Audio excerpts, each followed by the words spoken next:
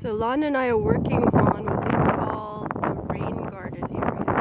So this is up there. We have 3 garden beds that are growing a lot of strawberries in this bed, and in that bed, beautiful all types of lettuces. So we always have fresh lettuce. And because of the wind, which it's probably windy and you hear it, we have to have these shelter shrubs. So the rain garden looks pretty dead because it's deciduous and we're just coming out of winter.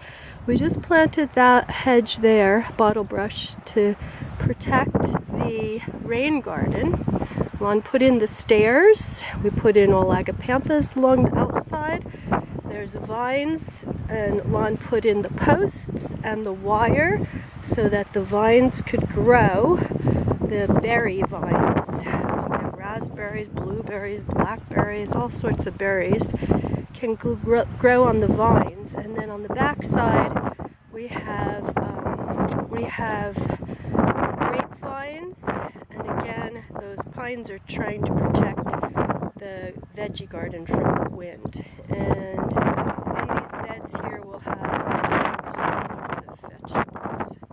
These little guys here in these little boxes are nectarines and peaches. And then down there on the roads, on the house driveway, we